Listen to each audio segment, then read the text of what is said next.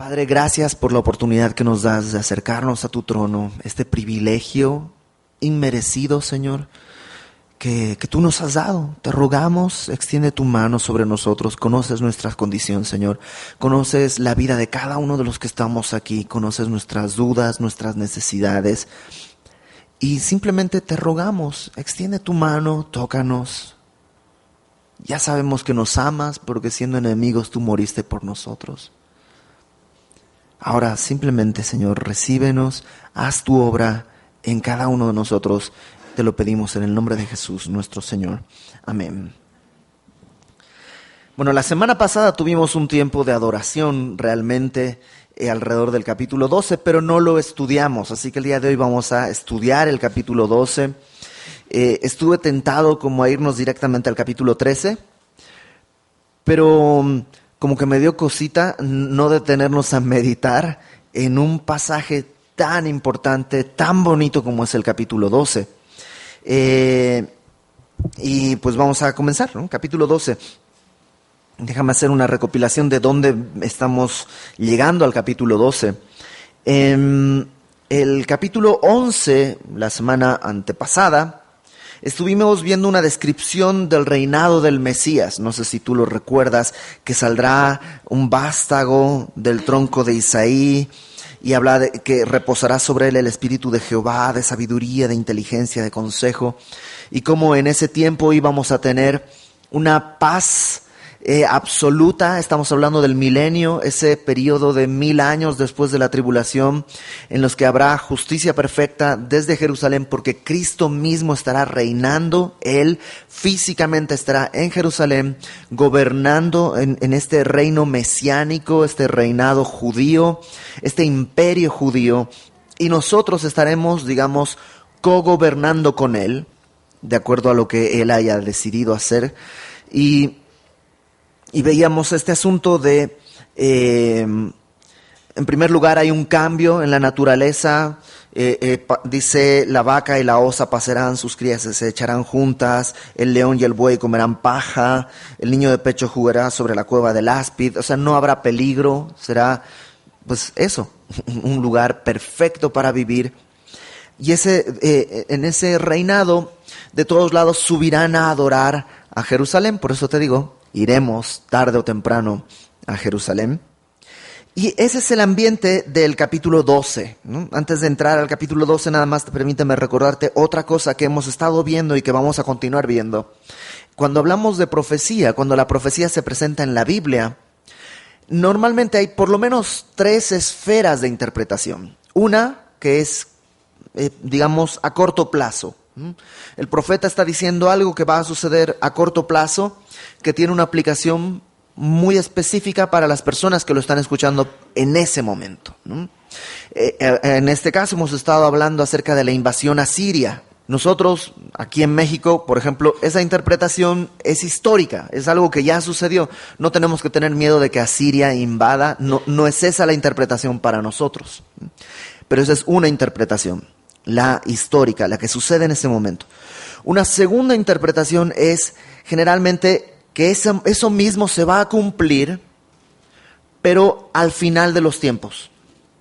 Una profecía que tiene un cumplimiento parcial, a mediano plazo, pero también tiene un cumplimiento final a largo plazo. Y hay una tercera interpretación normalmente que tiene que ver con que en esa porción hay principios que aplican a los creyentes en la iglesia, que no tienen que ver necesariamente con el cumplimiento del milenio, sino con algo que sucede en nuestra vida el día de hoy.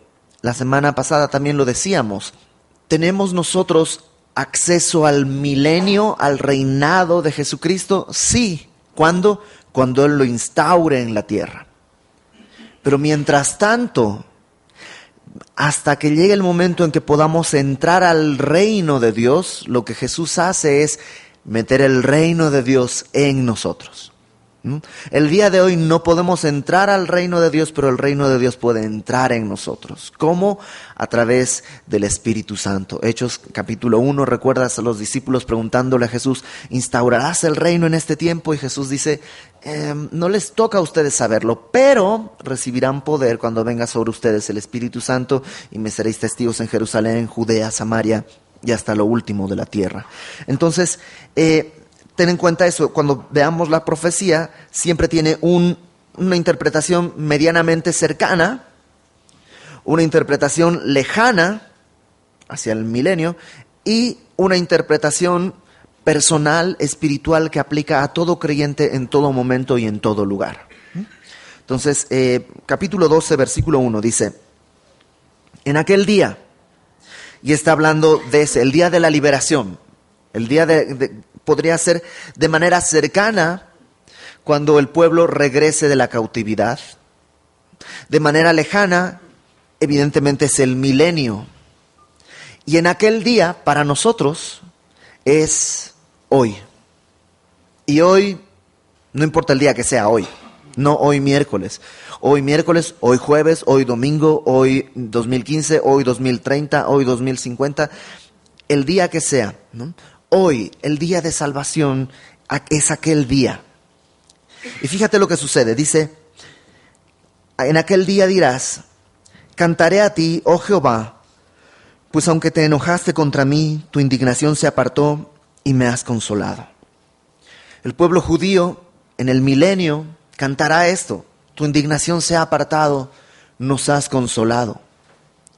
Y tiene mucho sentido porque te decía que el milenio viene después de la gran tribulación.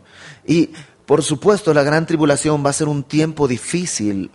Los que estuvieron aquí en el tiempo que estudiamos Apocalipsis, definíamos la gran tribulación como estos 7 años en los que Dios derrama su ira sobre un mundo pecador que lo ha rechazado. Y sí, va a ser un tiempo difícil, pero en el milenio los judíos van a poder decir, tu indignación se apartó y me has consolado. Ahora, ¿cómo aplica esto a nosotros? De manera muy sencilla.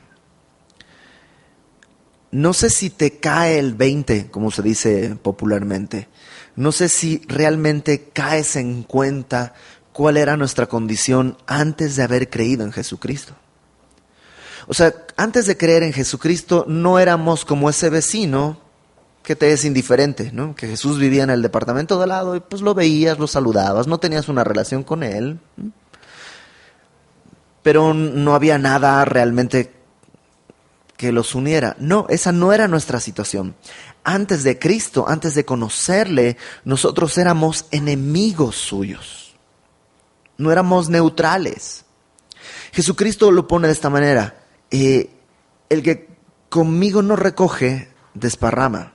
O están conmigo o están contra mí. No hay punto neutral. Antes de Cristo éramos enemigos. Éramos verdaderamente enemigos. Y si el día de hoy ya no somos enemigos de Cristo, no es por algo que hubiéramos hecho, sino por algo que Cristo hizo. En Romanos capítulo 5, Pablo lo explica brillantemente. Romanos capítulo 5, versículo 6. Porque Cristo, Romanos 5, versículo 6, dice, porque Cristo, cuando aún éramos débiles, a su tiempo murió, ¿por quiénes? Impíos. Y un impío es alguien que no busca agradar a Dios. Acuérdate, piedad es lo que a Dios le agrada, ¿no? Por eso un piadoso es alguien que está agradando a Dios. Un impío es alguien que no agrada a Dios. Pero Cristo murió por los impíos. Verso 7. Ciertamente, apenas morirá alguno por un justo. Con todo, pudiera ser que alguno osara morir por el bueno. Mas Dios exhibe su amor para con nosotros en que siendo aún pecadores, Cristo murió por nosotros. Pues mucho más, estando ya justificados en su sangre, por él seremos salvos de la ira.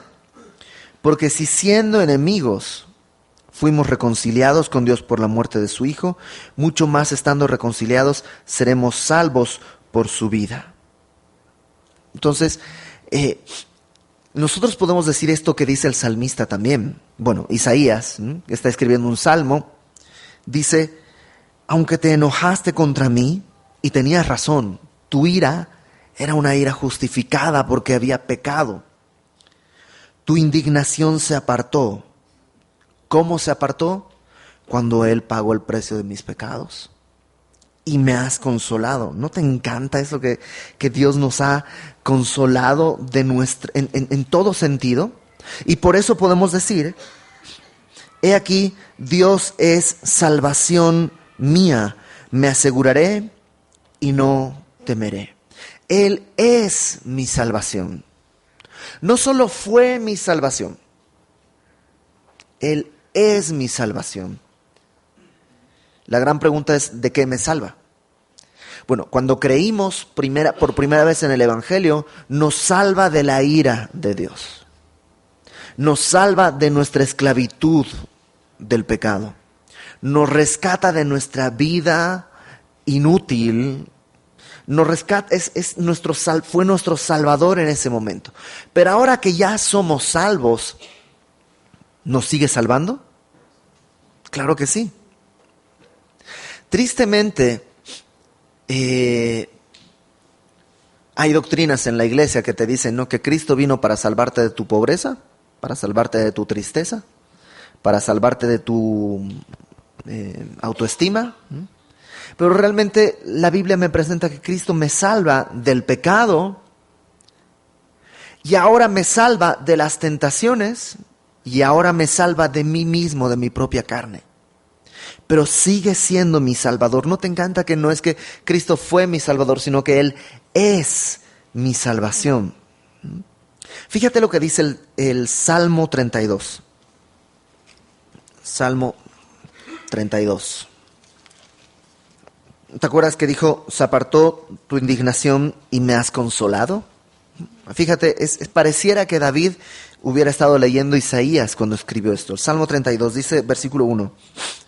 Bienaventurado aquel cuya transgresión ha sido perdonada y cubierto su pecado. Bienaventurado el hombre a quien Jehová no culpa de iniquidad y en cuyo espíritu no hay engaño.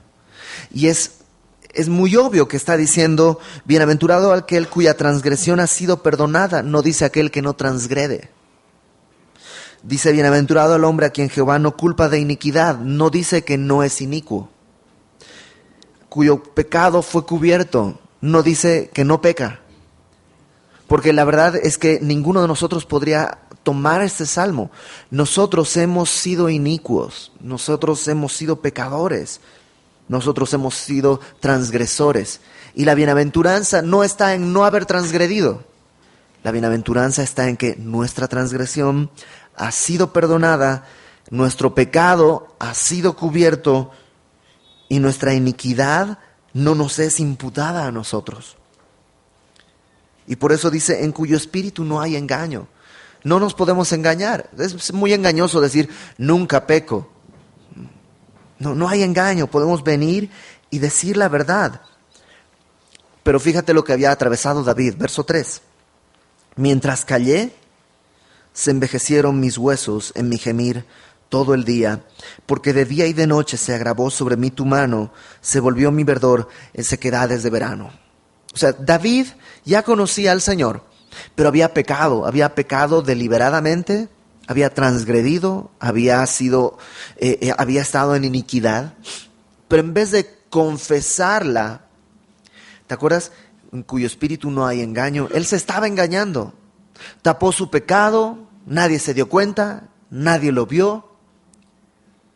Y mientras vivió así, dice, se envejecieron mis huesos en mi gemir todo el día. De día y de noche se agravó sobre mí tu mano, se volvió mi verdor en sequedades de verano.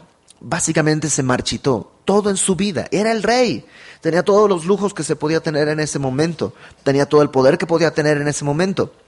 Pero se fue apagando, se fue marchitando. ¿Y qué necesitaba? Un Salvador. Un Salvador. Y dice el verso 5, mi pecado te declaré, no encubrí mi iniquidad, dije confesaré mis transgresiones a Jehová, y tú perdonaste la maldad de mi pecado. Por esto orará a ti todo santo en el tiempo en que pueda ser hallado. Ciertamente en la inundación de muchas aguas no llegarán estas a él. Tú eres mi refugio, me guardarás de la angustia. Con cánticos de liberación me rodearás. Tú y yo vivimos lo mismo. Ya hemos sido salvos de la paga del pecado. Pero ahora necesitamos ser salvos de la presencia del pecado día a día. Y la forma en la que podemos ser salvos de la presencia del pecado en nuestras vidas es del poder del pecado, de nuestra carne en nuestras vidas. La forma es confesando nuestro pecado. Si tú llegas a la noche y dices, Señor, gracias porque el día de hoy no pequé contra ti, vas a ir almacenando esas sequedades, ¿no? Vas a ir marchitando tu cuerpo. Porque dice Primera de Juan que si confesamos nuestros pecados, Él es fiel y justo para perdonar nuestros pecados y limpiarnos de toda maldad. Entonces, déjame terminar de leer el Salmo, dice en el verso 8. Aquí habla Dios. A todo lo anterior habló David, pero a partir del verso 8 es Dios quien habla y le dice, te haré entender y te enseñaré el camino en que andes dar, sobre ti fijaré mis ojos. ¿No te encanta eso? Que a pesar de que has mentido, que has pecado, que has negado tu pecado, Dios dice, te voy a hacer entender. Te voy a hacer entender. Te voy a tener que dar vara, pero sobre ti he puesto mis ojos. Verso 9, no seáis como el caballo o como el mulo sin entendimiento, que han de ser sujetados con cabestro y freno, porque si no, no se acercan a ti. O sea, si es necesario, te voy a tratar como un animal, con cabestro y con freno, ¿no? Pero ya he puesto mis ojos sobre ti. Muchos dolores habrá para el impío, mas al que espera en Jehová le rodea la misericordia. Alegraos en Jehová y gozaos justos, y cantad con júbilo todos vosotros los rectos de corazón. Entonces, regrésate a Isaías capítulo 12.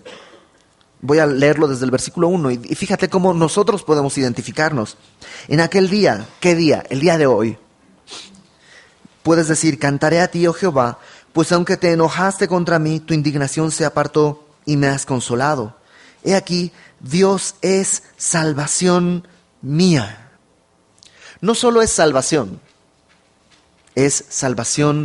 mía. Tienes que apropiártelo, tiene que ser tuyo, tienes que hacer eso. Él es mi salvación y yo soy suyo. Yo le pertenezco. No por nada, Jesucristo presenta a la iglesia como su esposa. No existe otra relación más íntima que la de un esposo y su esposa, más perfecta, más cercana.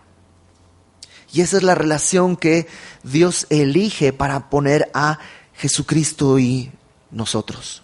Él es mío, yo soy suyo. Y por eso dice, me aseguraré y no temeré. Me aseguraré quiere decir confiaré. En otras Biblias viene traducido como confiaré y no temeré. Y es lógico. Si Él es mi salvación, un resultado lógico es que confíe y que no tema. El problema es cuando muchos cristianos decimos Jesús es mi salvación, pero no confiamos del todo cuando Dios dice suelta eso. Es que si lo suelto, ¿qué voy a hacer? No estás confiando. Tememos. Mi hija, estábamos aprendiendo a patinar en un monopatín que tiene. Y yo el problema es que estaba recargando su peso en el pie que estaba abajo. Entonces avanzaba pues nomás pasitos. Entonces yo le quería enseñar y le decía, mira, yo te voy a agarrar, no te preocupes, no te vas a caer. Entonces la agarraba de la cintura y movía su centro de gravedad sobre el patín, ¿no? Y al principio le daba temor y le tenía que decir, tranquila, yo te tengo, aunque se voltee el monopatín, yo te tengo. Si pasa, o sea, llega ahí el monopatín, se vuelve loco, yo te tengo, yo te voy a jalar, yo no voy a dejar que te caigas. No, y básicamente es esto, no temas, confía. Y Dios nos dice eso.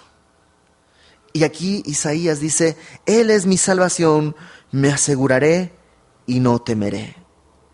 Y la confesión de pecados tiene que tener estos elementos.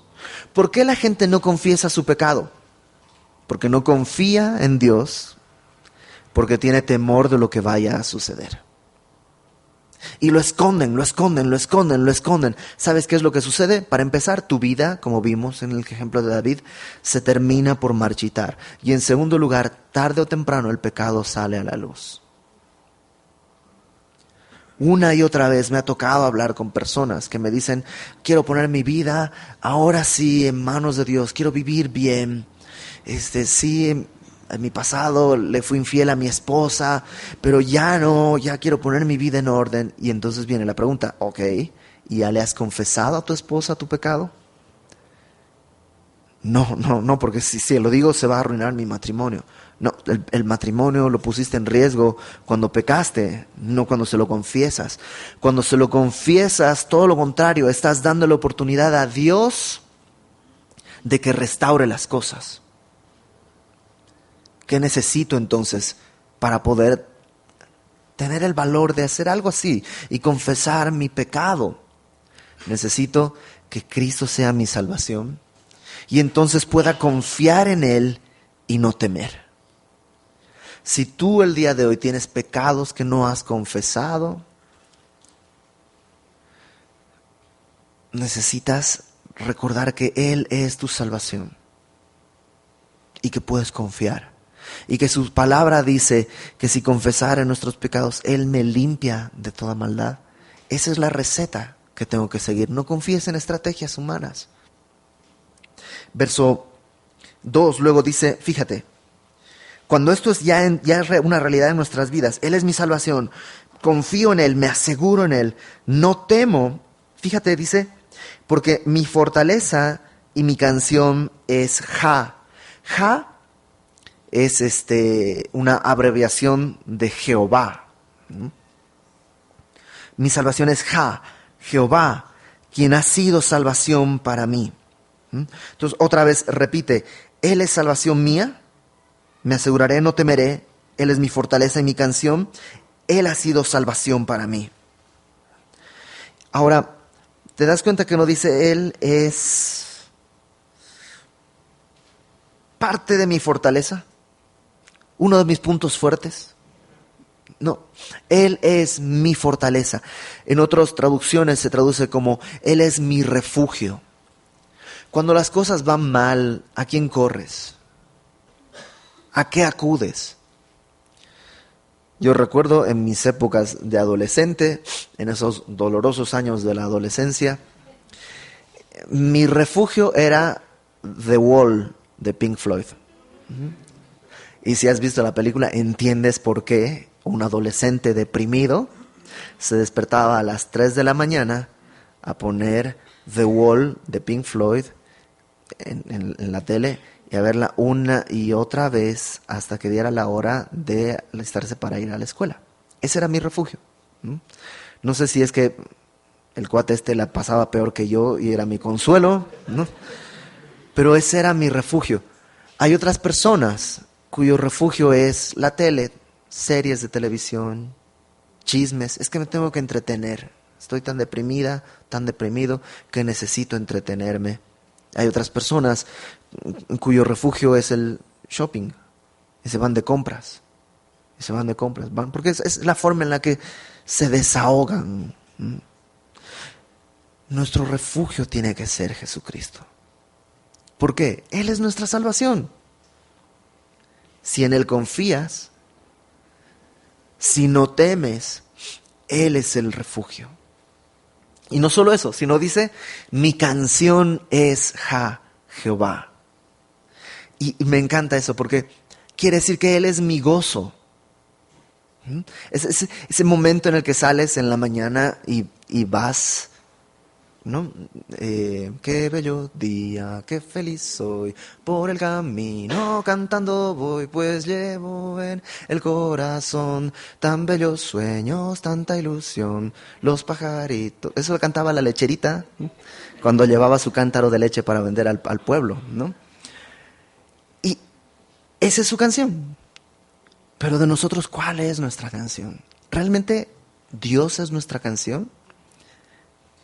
No estoy hablando de nuestra motivación. Pongo alabanzas para sentirme bien. No, no es mi motivación. Él es mi canción. Es lo que sale de mi interior cuando estoy feliz. ¿Le cantas a Dios? O sea, yo sé, hay gente que no canta bien. Hay gente que no te sientas mal. Es parte de la condición humana. Hay personas que, pues, si se desmayan, vuelven en fa sostenido en vez de volver en sí, ¿no? Pero, la canción es un elemento esencial en nuestra adoración. No estoy diciendo que hay mística, que hay poder, no. Simplemente, ¿cómo arrulla una mamá a su hijo? Le canta, es natural. ¿Por qué? Es una forma de expresión del amor. Que Jehová sea tu canción. Cántale. Digo, si... Y están los dos extremos, ¿no? Si cantas calibre Ricardo Arjona, pues canta bajito, ¿no? Que Dios oiga tu corazón, ¿no? Que no se entere el de al lado, canta bajito. Si cantas en cambio con una voz melodiosa y angelical, igual canta bajito. Una vez estaba en Semilla y había atrás de mí una chica, una amiga, que canta hermoso, hermosísimo. Entonces estábamos en el tiempo de adoración y la verdad yo no podía adorar porque, o sea, decía, una de dos, o un ángel bajó y se paró atrás de mí porque esto no es humano, ¿no? Entonces me volteo y sí, era esta mi amiga y sí, puede ser una distracción, ¿no? Cántale al Señor algo íntimo entre tú y yo. Así, Señor, déjame cantarte. Componle canciones, no sé componer. Tú dale, o sea, cántale al Señor. Que el Señor sea tu canción. Verso 4.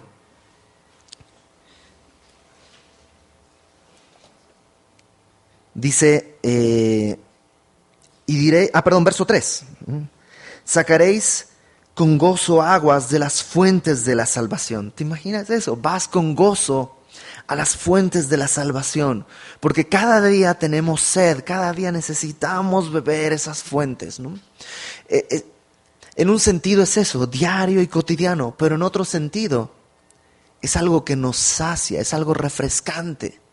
Si tú bebes de las aguas del mundo, volverás a tener sed. Eso es lo que le dijo Jesucristo a la mujer samaritana en el Juan 4, ¿te acuerdas?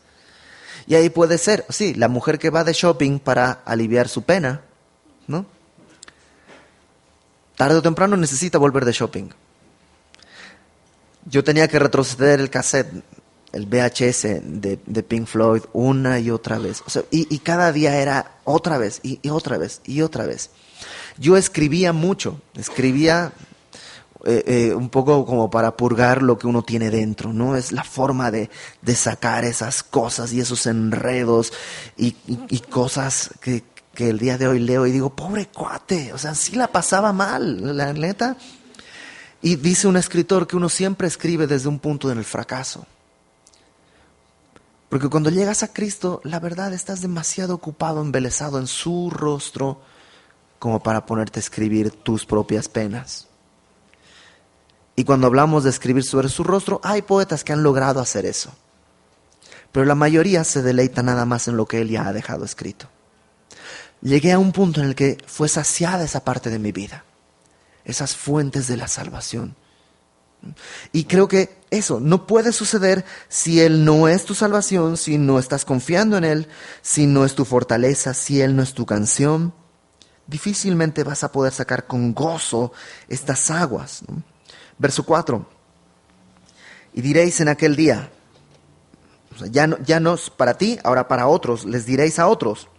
Cantad a Jehová, aclamad su nombre, haced célebres en los pueblos sus obras, recordad que su nombre es engrandecido. Entonces, por eso nos reunimos. O sea, nos reunimos, ¿para qué? Para decirle a otros, canten a Jehová, canten, adoren su nombre. Cuando haces evangelismo, lo que estás haciendo es llamar a otros a alabar a Dios. Vengan, alaben a Dios. Llamas a otros a glorificar su nombre. Y dice, haced célebres en los pueblos sus obras. Hace un momento cantábamos, ¿no?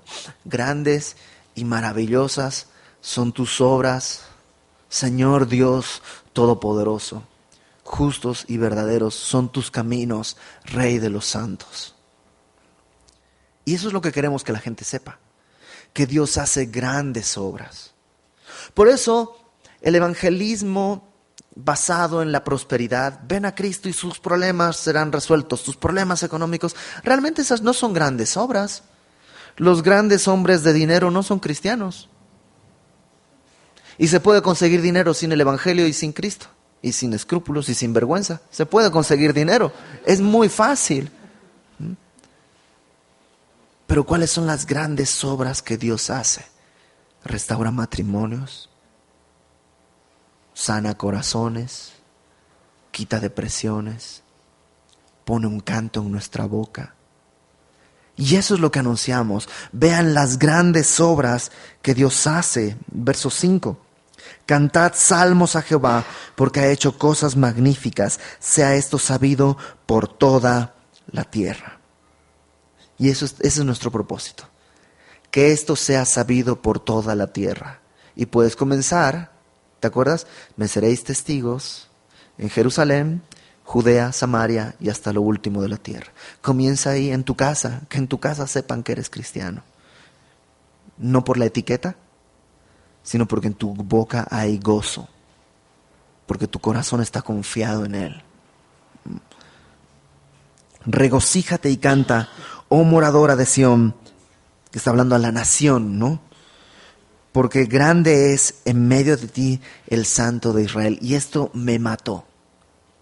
Porque podría ser que Él es nuestro Salvador. Grande es tu Salvador, sí es verdad. Grande es el que te sostiene, sí es verdad. Pero que diga, grande es el que está en medio de ti. O sea, Jesús entre nosotros, es una locura. Es una locura. Yo hubiera dicho con 33 años que estuve en la tierra y me crucificaron, ¿para qué vuelvo a estar entre ellos? Pero Cristo está entre nosotros. Él dijo, he aquí, yo estoy con vosotros todos los días hasta el fin del mundo. Acompáñame a Hebreos, por favor. Y con esto vamos a terminar. Hebreos capítulo 12. Hebreos capítulo 2. Hebreos capítulo 2, versículo 11. Está hablando de cómo Cristo se hizo hombre. ¿Y por qué se hizo hombre? Para estar entre nosotros. Y fíjate lo que dice en el verso 11. El que santifica y los que son santificados de uno son todos. Por lo cual no se avergüenza de llamarlos hermanos. ¿Te imaginas que Jesús no se avergüenza de llamarse hermano tuyo, hermano mío? Y eso que conoce todo lo que hicimos, todo lo que hacemos, Él dice, es mi hermano. Diciendo, verso 12, anunciaré a mis hermanos tu nombre, en medio de la congregación te alabaré. Cuando adoramos a Dios, al principio de la reunión, por ejemplo, tú sabías que no solo estamos adorando a Dios, sino que además Cristo está con nosotros adorando. O sea, Él está entre nosotros, donde hay dos o más reunidos en su nombre, ahí está Él. Él está aquí, no nos ha abandonado. Por eso dice, regocíjate y canta, oh moradora de Sión, porque grande es en medio de ti el Santo de Israel. Entonces, Déjame resumir todo. Hemos sido salvados, hemos sido rescatados, pero el día de hoy y a cada momento Dios sigue salvándonos y sigue rescatándonos. ¿Qué necesito? Que no haya engaño en mí. No pensar, yo no necesito el día de hoy de Cristo. Yo ya no peco. Yo ya estoy, no sé, del otro lado. Necesito venir delante de Él, confiar en Él, que Él sea mi refugio, que Él sea mi canción. Y Él está en medio de nosotros. Él no nos ha desechado. Entonces Dios es bueno. Vámonos a casa meditando en esto. Vámonos a casa cantando. Vámonos a casa felices de que hay grandes obras que Él ha hecho. Y si puedes, vete a casa anunciando a otros las grandes maravillas que Dios ha hecho contigo. Vamos a orar.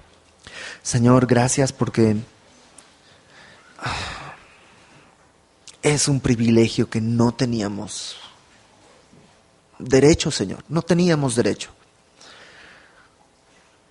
de pronunciar tu nombre, de ser llamados hijos tuyos. Y tú no te avergüenzas de nosotros, a pesar de que nos conoces. Y tú levantas nuestra cabeza, y tú nos sostienes, y tú nos disciplinas, porque has puesto tu mirada sobre nosotros. Extiende tu mano, Señor, una vez más te lo pedimos.